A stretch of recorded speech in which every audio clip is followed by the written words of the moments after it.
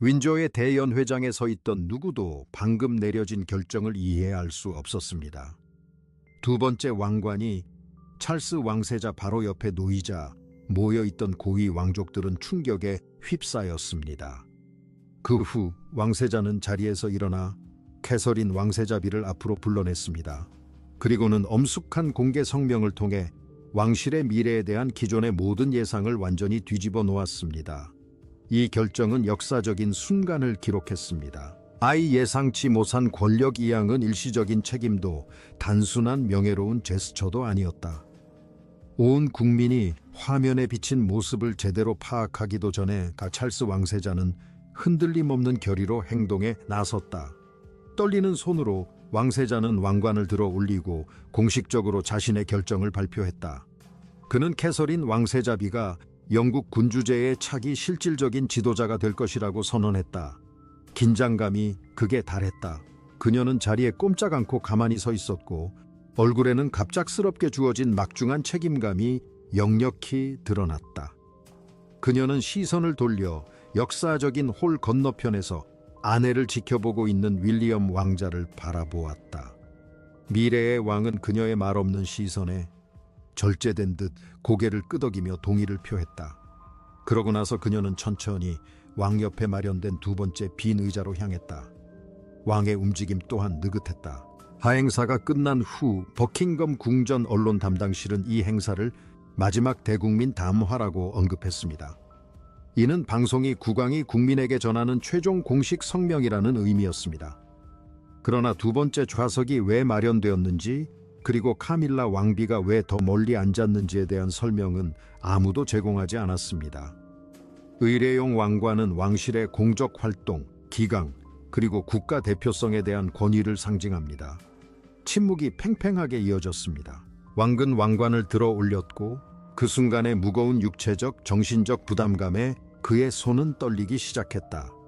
캐서린은 앞으로 나서서 부드럽게 그의 손목을 잡아주었고 이는 모두에게 상황의 심각성을 드러냈다.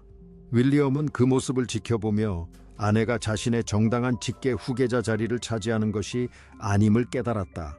오히려 그녀는 그의 통치 이전에 왕국의 미래를 결정짓게 될 독특한 헌법적 권한을 얻게 된 것이다. 그 변화는 침묵 속에서 진행되고 있었다. 국왕은 그녀에게 왕관을 수여하며 왕실의 공무를 이끌 새로운 수장으로 선포하였다. 카밀라 왕비는 선포의 현실을 받아들이면서 얼굴 표정이 급변했다. 왕비는 새로운 체제가 자신에게 앞으로의 통치 권한을 전혀 주지 않는다는 사실을 깨달았다. 그녀는 개인적인 거부권과 앞으로 있을 결정에 대한 보장된 자리를 잃었다. 국왕은 더 이상 할 수 있는 일이 없었다. 찰스는 그 결정이 그날 아침 공식 왕실 포고령을 통해 최종 확정되었다고 밝혔다. 이 특별한 왕실 포고령은 군주의 절대적인 권위를 지니고 있어 어떤 이해의 제기로도 번복될 수 없었다. 캐서린은 엄숙한 침묵 속에 눈을 내리깔았고 윌리엄 왕자는 마치 정지한 듯 제자리에 가만히 서 있었다. 카밀라는 남편 쪽을 바라보았지만 그는 시선을 마주치지 않았다. 분위기는 엄숙했다. 국왕기 카에서린의 어깨에서 손을 떼자 방 안에는 완전한 정적이 흘렀다.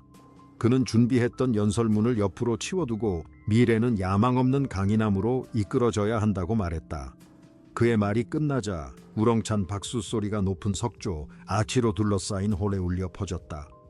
하지만 앤 공주는 왕관을 바라보지 않았다.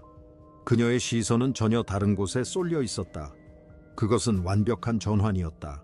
왕세자비는 오빠의 의자 밑 바닥에 놓인 봉인된 진홍색 봉투를 발견했습니다. 봉투 안에는 찰스가 다른 모든 사람을 제치고 캐서린을 선택한 이유에 대한 기밀 문서가 들어 있었습니다. 일반 대중에게 왕관은 그저 연속성과 역사의 아름다운 상징일 뿐이었습니다. 하지만 진정한 놀라움은 이 결정이 캐서린, 윌리엄, 그리고 찰스에게 부과한 까다로운 조건들에 있었습니다.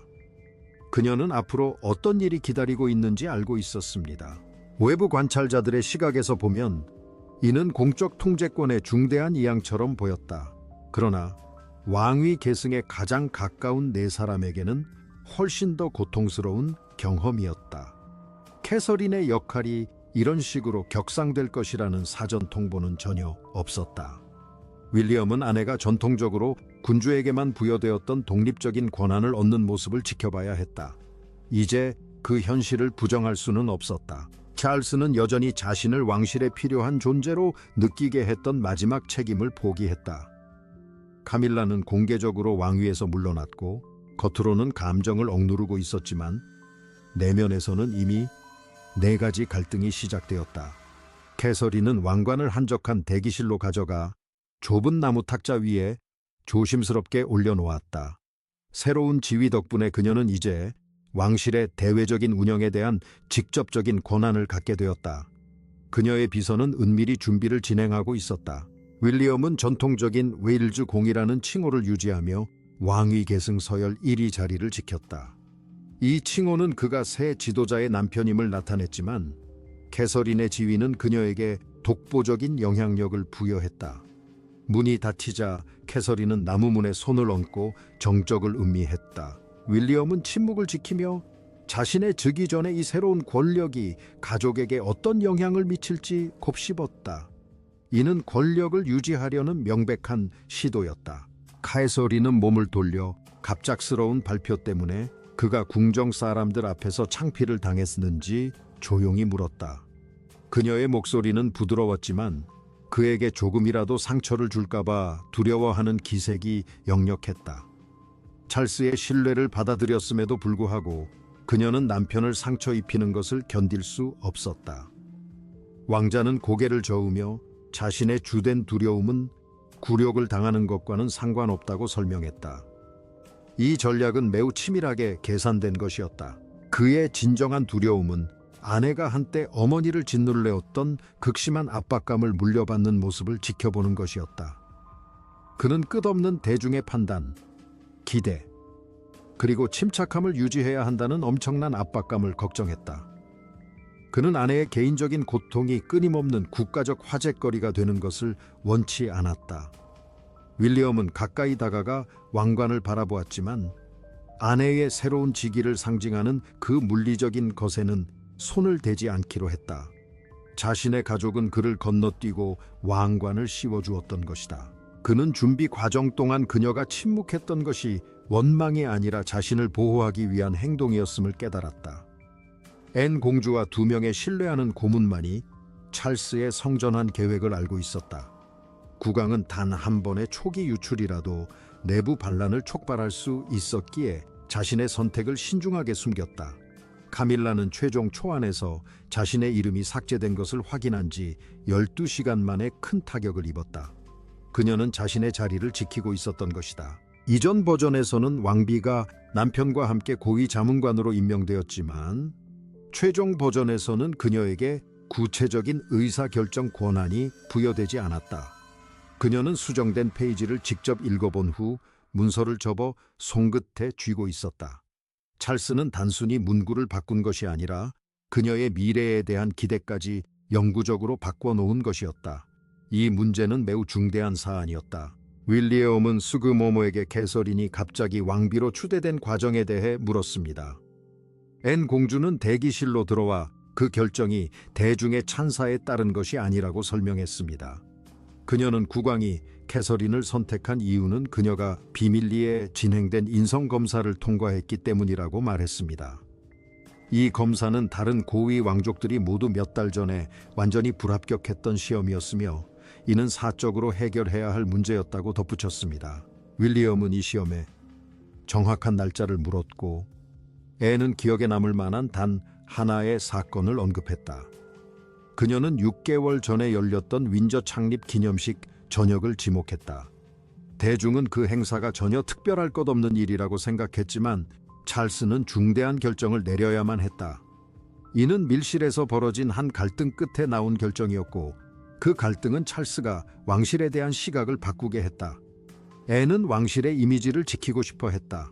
캐서린의 대관식 여정은 공개적인 찬사나 치밀하게 준비된 왕위 계승 전략으로 시작된 것이 아니었습니다.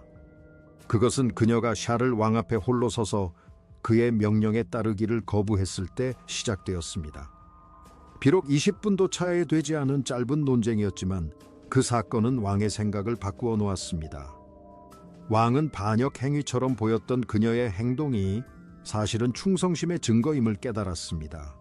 그 순간 그녀는 완전히 홀로 남겨졌습니다. 카에서리는 윈저 창립 기념식에 참석했을 때 전형적인 국가적 연대의 모습을 보여주는 행사일 거라고 예상했습니다. 이 행사는 고위 왕족들이 미래의 의무와 책임을 승인하는 비공개 모임이었습니다. 그러나 세련된 언변 뒤에는 일부 젊은 왕족들의 참여를 배제하는 은밀한 계획이 숨겨져 있었습니다. 찰스는 이 계획이 왕실이 공개적인 스캔들에 휘말리는 것을 막아줄 것이라고 믿었습니다. 캐서린은 그 곁에 설 자격을 충분히 갖추고 있었습니다. 그러자 캐서린은 조용히 행동에 나서서 대기 중이던 시종들에게 식당에서 즉시 나가달라고 요청했습니다. 그녀는 윌리엄과 찰스에게 다가가 격렬한 언쟁이 그냥 나가버리는 것으로 끝나지 않도록 했습니다. 그녀는 찰스에게 분노로는 지금 그들이 함께 직면한 두려움을 해결할 수 없다고 말했습니다. 그리고 찰스에게 후계자로서의 말을 멈추고 이 위기 상황에서는 사랑하는 아버지로서 아들에게 직접 이야기해달라고 부탁했습니다. 그녀는 자신의 입지를 지키고 싶었던 것입니다. 윌리엄은 처음에는 어머니의 차분한 개입에 저항하며 그녀가 자신에게 미래를 포기하라고 요구하는 것 같다고 생각했다. 하지만 어머니는 시종일관 침착했고 그녀의 침착함은 서서히 식당의 긴장된 분위기를 바꾸어 놓았다. 찰스는 마침내 자신의 가장 깊은 두려움, 즉 어머니를 실망시키고 아들을 실망시키는 것에 대한 두려움을 털어놓았다. 이 솔직한 고백에 윌리엄은 완전히 무장해제되었고 논쟁을 멈추고 아버지의 말을 경청했다. 이것은 현실적인 계획이 아니었다. 카에서리는 격렬한 논쟁 중에 어느 편도 들지 않고 두 남자가 계속 대화를 이어가도록 했습니다. 그녀는 두 사람의 분노가 진정한 상호 이해와 화해로 바뀔 때까지 소통을 도왔습니다. 엘리자베스 여왕은 이 과정을 지켜보았고 두 사람의 관계를 회복하는 데 캐서린이 한 역할을 결코 잊지 않았습니다. 한 사적인 기록에 따르면 여왕은 캐서린이 지위로는 강요할 수 없는 것을 이뤄냈다고 언급했다고 합니다. 왕은 매우 단호한 입장이었습니다. 그녀는 두 남자를 모욕하지 않고 가족의 신뢰를 성공적으로 회복했습니다. 바로 그날 밤, 여왕은 캐서린의 독특한 성품과 강인함에 대한 개인적인 메모를 받아 적었습니다. 몇 년 후 바로 그 차분한 중재자적 자질이 엘리자베스 여왕의 마지막 비밀 편지에 다시 나타났습니다. 찰스는 이제 그 문서의 출처를 이해했지만 그것은 도전의 시작에 불과했습니다. 모든 법적 세부 사항이 검토되었습니다. 찰스는 조용한 방을 골라 보좌관들을 돌려보낸 후 캐서린에게 옆에 앉으라고 했다.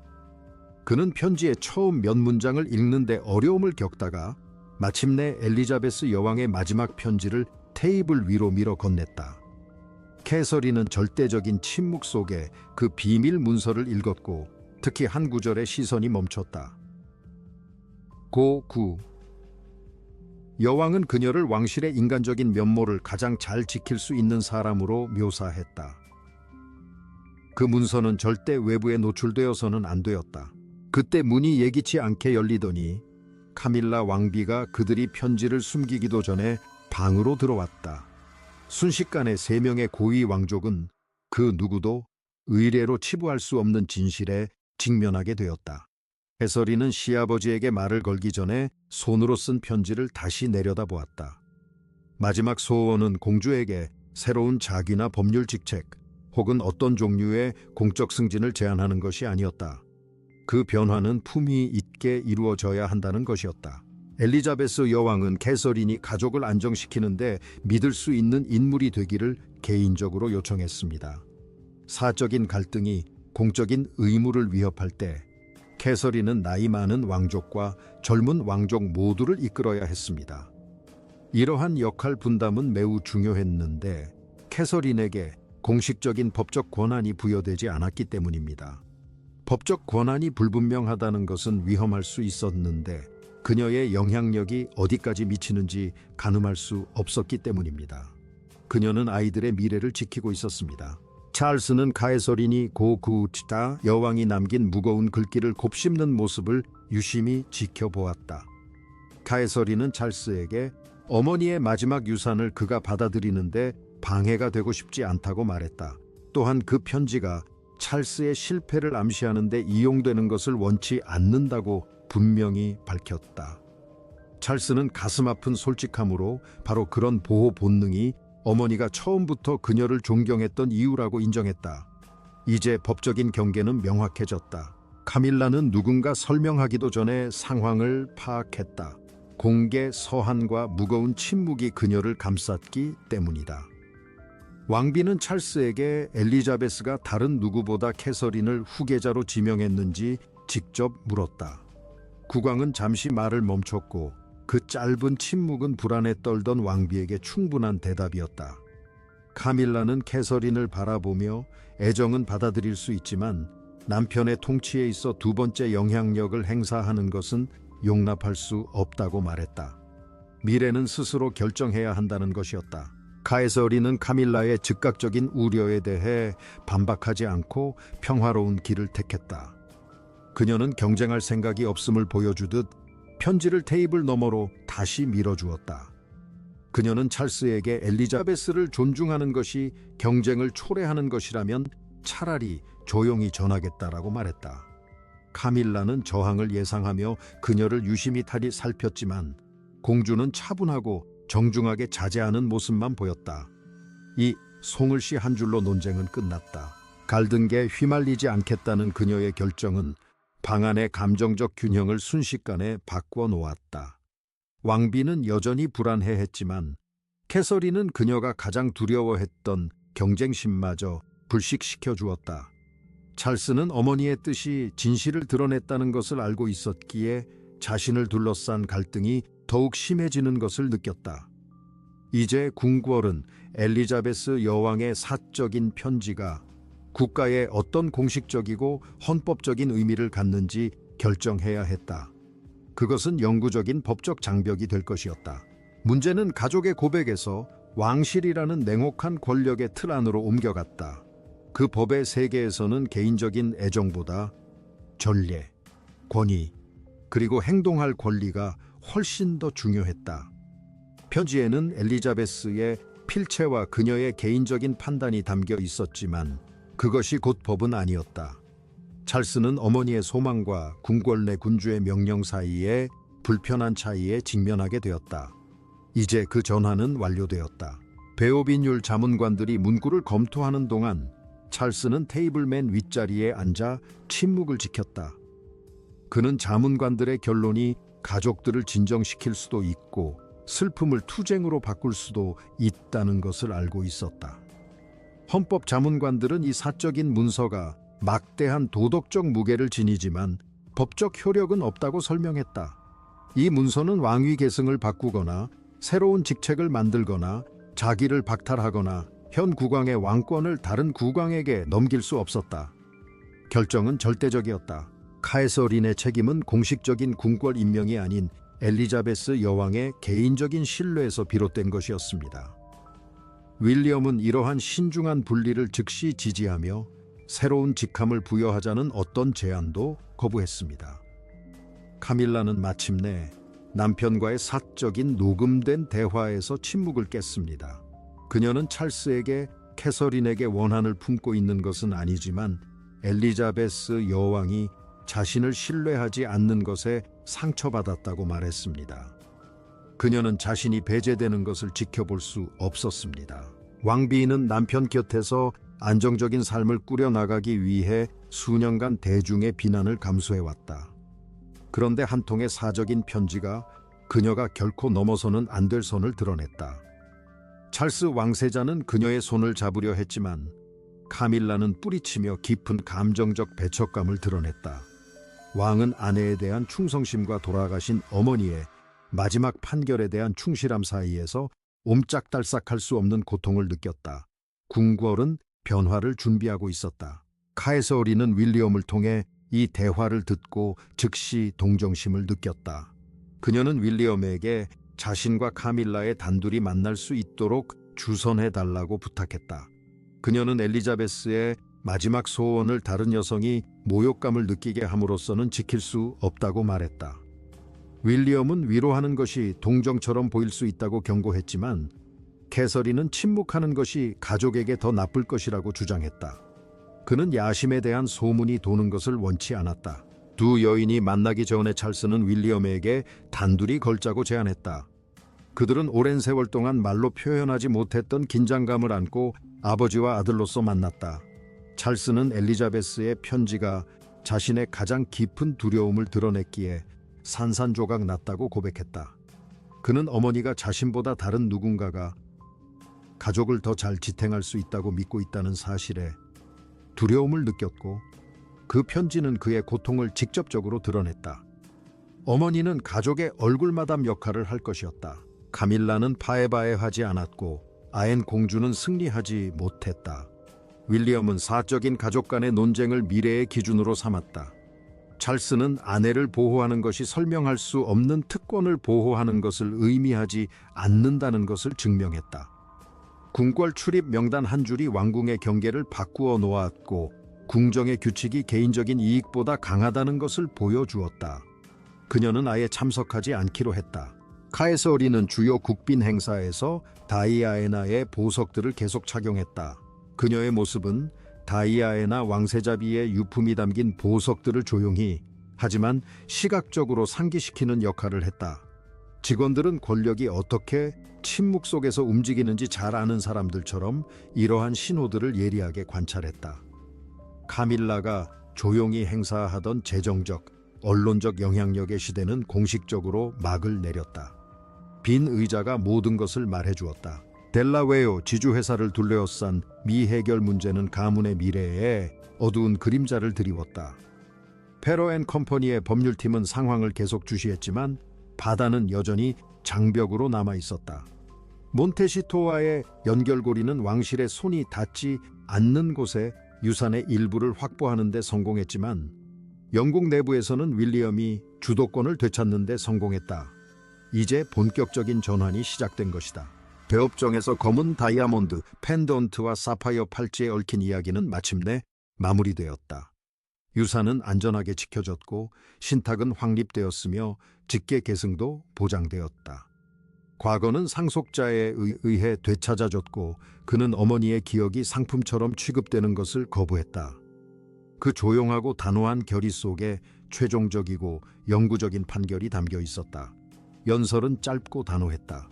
가테오 훈장 수여식 사건은 윈저 가문의 권력 균형을 결정짓는 중요한 순간이 되었습니다.